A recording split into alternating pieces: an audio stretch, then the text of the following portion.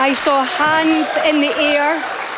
I saw a lot of chair dancing, and I saw a man jogging in perfect time to your song Outside. I introduced you there as one of Manchester's best loved bands, which of course you are, but I have to pick up on the fact that 2 of your number now live in Scotland. Your last 2 albums were made in Scotland, and you just played us a Las Vegas cover. Can we kind of half adopt you as Scottish, do you think, on account of that? Please?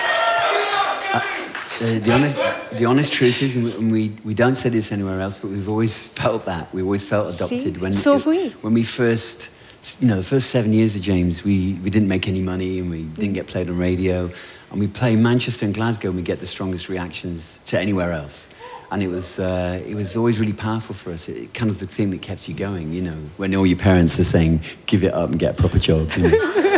Indeed. But maybe there's a cultural kind of kinship there as well. There's this sort of difference between, there's a post-punk culture, there's the indie culture, there's the rave culture. So maybe it's just kindred spirits. We love the same sort of things. And here you are. Hopefully that's the truth. So, so you recorded your brand new album, which is doing brilliantly, of course, out this week, back in Scotland. Can you tell us a bit about where and why? Kind of escaping from it all, really. There's no kind of internet or mobile phone reception, so Sure. we were there to work. But the scenery up there, the countryside, it's stunning, beautiful. But it was January, so it was a Highland winter. I mean, it was kind of -10 outside and snow. You don't have any choice but to get in the studio and write the song, I imagine, with that respect. To keep warm and play some music. Yeah. The other thing, I guess, Tim, about being up north is that's a very different environment. I mean, does that landscape and this kind of scenery impact on, I guess, the feel of the music or the themes that are in it? It's hard to tell, really. It's like lyrically, we're all improvising. I mean, there's 5 of us who wrote both albums, and I'm kind of making up words as I go along. Sure. And you get some words in the first jam that then the song gets built around because you just can't replace them. And then you follow I follow my intuition, and the lyrics are very subconscious. Yeah. And they usually come true about a year later, or I understand what they mean a year later, and sometimes in the most appalling way. And it's a really strange process, but it makes for quite an emotional process, because when they come true, just as you're touring them, and you suddenly realise, oh my God. So that song Girl at the End of the World about the car crash was a particular point. I got quite scared that I was going to meet someone head on. Because of the prescience of the songs in the past. Because in the past that's happened. We called an album Whiplash, and I got whiplash on the second gig and was disabled for 2.5 years. And so... you just want to call everything happily ever after. Well, that's what... Lying in a hammock with cocktails. Jimmy would have that. But when we mixed the song, he nearly got killed in a head-on collision going around a corner in Scotland. So we figured Jimmy's removed that curse now. Black magic. He actually survived. I hope so. Thanks very much. Appreciate it. Significantly, when we made our album Millionaires, it's you did quite as well. clear that none of us became millionaires. Maybe it just takes a bit longer, that's all. The other thing, you're mentioning driving. One of the things that I really love about the album is there's a real kind of krautrock feel to it. There's quite a sort of driving, I guess, sense. The opener, which unfortunately I can't name on air. Wonderful Beach. opera. Yes, let's call it that. And I mean, is that something, that sense of open space was obviously important to Kraftwerk and bands like that. And I wondered again if the open space of being up north has a similar impact. I think it was more about setting the drum machine very fast so we could keep warm. We on the last record we explored grooves and dance, and we really enjoyed that. And so this one we consciously set the drum tempos high, and I got this really tacky drum machine. And then we worked with a German producer, so he probably had some influence. Yes, it's inherent one way or another.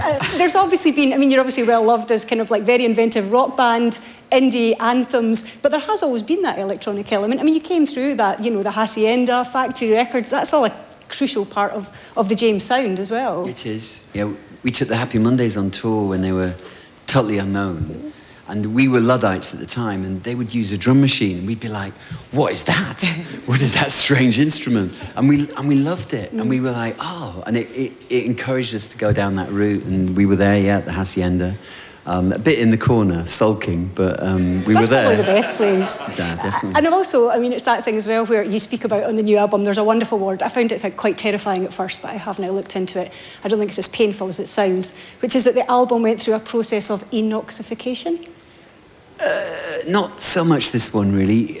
because basically we were stuck on a couple of songs, so I went to Brian Eno and Tell us, yeah. and just said, have you got anything for this, Brian?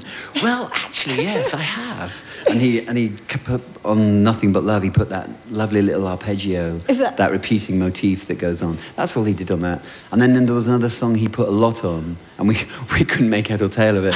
So we're waiting to work on that with him later at a future date. So we'll save that one up for Brian, I think. But it has always been this kind of, or for a long time, this sort of, I guess there's a spiritual kinship or a musical kinship between yourselves and Brian Eno. Well, we did 5 albums with him, which was incredible because we'd meet all these really famous bands, like Chili Peppers, REM, and they'd be going, how did you get to work with Brian Eno?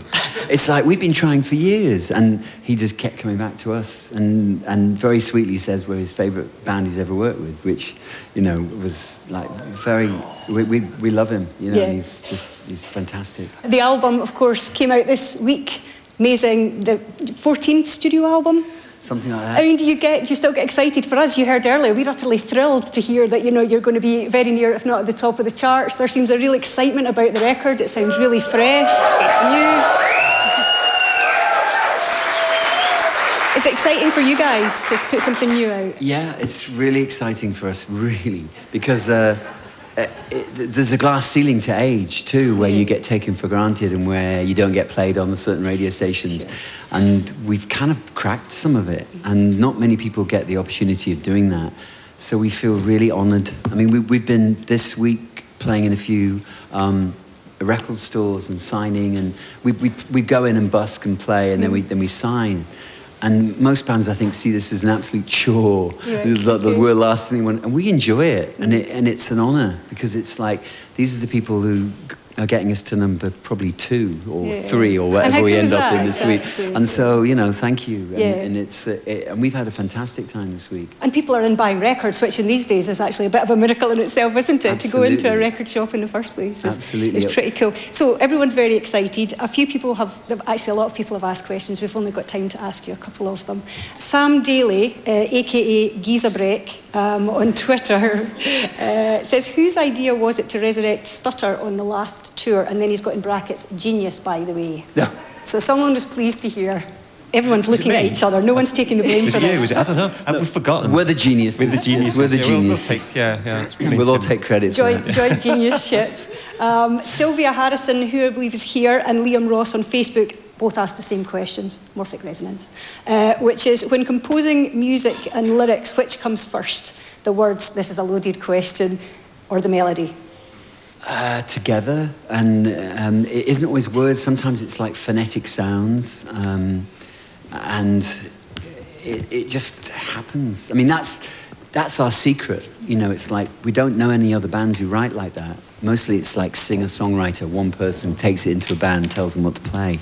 We go in a room with nothing. No one has anything prepared, and you just start tinkling, and anyone can start, and then this thing starts to grow. And the jams can go on for like 15 minutes, or they can go on for an hour and 20 minutes. And we're actually thinking of doing I'm going to say it here, so we're going to have to do it now, of doing 3 gigs, one in Glasgow, one in London, one in Manchester, where we just improvised. Wow. And we'll set a clock, and we'll say, this one's going to be 6 minutes long. And on the ticket, it'll say, You're buying a ticket to a concert that may be absolutely appalling because we might not be very good this evening. We won't charge very much. I should point out that some band members had their heads in their hands at that revelation, but nonetheless, you heard it here first. The last question from the audience is from Caroline MacDonald from East Kilbride. Where did Tim learn to dance?